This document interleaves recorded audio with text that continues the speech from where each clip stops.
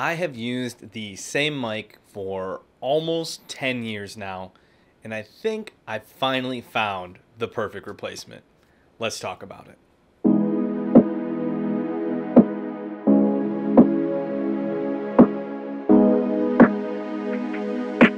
So back in 2014, I had the crazy dream that I was going to become a filmmaker. So I went online, I did a ton of research, and I ended up getting the Canon SL1 as my very first DSLR camera, and I also got the Rode Videomic, actually this exact mic. And while a lot of my gear has changed throughout the years, whether it's cameras, tripods, lighting, all sorts of stuff, for whatever reason this mic is kind of stuck with me for no particular reason. I have shot weddings and vlogs and all of the YouTube videos except the one that you're currently watching. I've shot it all with this mic right here. It is old reliable, it has never failed me, and honestly I have loved this mic. However, it's time for a change. Now, if you're new to the channel, please make sure to go hit that subscribe button down below, as well as the like button. It really helps out with the algorithm. I have been a Rode fanboy since 2014 when I purchased my Rode Videomic. So when I heard that Rode was making the Rode Videomic Go II, I knew it was probably time to retire old reliable. So actually what you're hearing in this video is going to be the Rode Videomic Go II. This is the first video I've used with this microphone, so here we are. Both of these mics are very similar yet vastly different from one another. They both have a supercardioid puller pattern, they both have the Ricot shock mount, and they both offer the 3.5 millimeter input jack for recording on cameras. And that's pretty much where all of the similarities end. The biggest difference that you're going to notice right away is the size. The Rode Videomic Go II, wow, that is a mouthful to say a lot.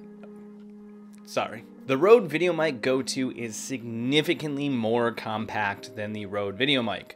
On top of that, you'll see that the Rode Videomic Go II is powered right from the camera or whatever input source it is plugged into, while my Rode Videomic uses a 9-volt battery. Do people even use 9-volt batteries anymore? The Videomic Go II can also connect directly to your computer via the USB-C connector on the side of the mic. This is probably the most useful and beneficial tool on this microphone, as Rode has created software called the Rode Central that allows you to change so many settings, including adding a high-pass filter onto the Rode Videomic Go II. Now, my Rode Videomic does have a high-pass filter option available on the power switch. However, when you get into the software, you can actually change to either a 75 Hz option or a 150 Hz option on the Videomic Go II. Additionally, the Videomic Go II does have a high frequency boost that is typically used in outdoor settings when you're using a dead cat. The Videomic Go II can also be used as a USB-C mic simply by plugging it in via the USB-C connector on the side of the microphone. Rode actually took it even a step further by integrating it into additional software called the Rode Connect, which allow you to directly monitor your levels when you're using the Rode Videomic Go II. Lastly, I think this mic is perfect for on-the-go vloggers with its compact size and versatility. It is something that I plan on using when I'm not able to use my DSLR. It can hook up to smartphones via connector cables through the USB-C port on the side. Now, with all of those amazing options that I've just listed before, there are some drawbacks to this mic. And I shouldn't even really say drawbacks, I should just say things that I think that Rode could generally improve on. The first major thing that I think they should have just kind of stuck with as far as the microphone goes, aesthetically, this coiled cable here that, I mean, this one is directly connected. I do like the ability to disconnect and connect whatever cord I want. However, the cord that they give you isn't coiled like this. So it's actually just like a little bit too long for most things. This works. Having something like this is going to be much easier to use as far as connecting it directly to your camera, where you don't have this long cable in the way when you're adding it to a rig. Really just kind of in general, I like this a little bit better. I like the coiled cable look. So Rode, if you're listening, I think you should go back to that. Additionally, I would have also really liked to see Rode provide a USB-C type cable. The only thing they give you is the TRS, the 3.5 millimeter headphone jack cable. Unfortunately, I had some difficulty finding a cable that actually worked, that allowed it to connect to my computer. And the one cable that I did ultimately find was a Rode branded cable, and I don't want to spend $25 more on another cable. So Rode, just next time, please provide the USB-C cable. I just feel like it's not that much to ask for nowadays. That being said, the main reason I think you should be providing it is if you're going to offer all of these settings and features, but you have to connect it to a computer, shouldn't you allow access to that software?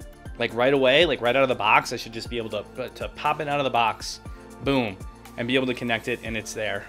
So, come on, Rode, do your thing.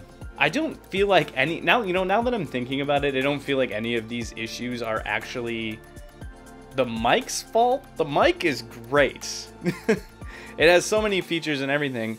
However, a lot of these issues are just like seemingly a Rode issue. So, my last issue is that there are way too many companion apps for this microphone alone, let alone all of their other companion apps that they have for other microphones and everything else that they use. I think I downloaded 3 different companion apps on my phone alone, so that's not even including my computer, for this mic. That's too many apps. It's too many apps, Rode. With how large of a company Rode is, just please just streamline your apps. It would just, it would mean the world to me. It would mean the world to me.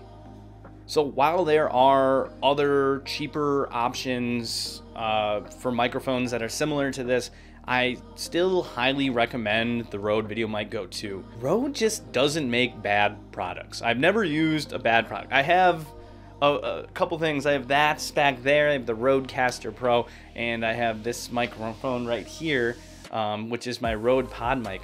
So pretty much anything you hear in my live streams, that's what I'm using. I use that as a setup. So I have just, as I said, been a big Rode fanboy. Highly recommend this mic. It goes for $99, and with all of the features and offerings that it has, it's just really hard to beat that price point. So again, you can go out and you can get a cheaper mic. There are plenty of options out there. I just think this is a really solid bang for your buck. You can do pretty much anything with it. You can use it for podcasting, for streaming. You can use it for on-camera microphones. I'm using it right here on a boom arm setup.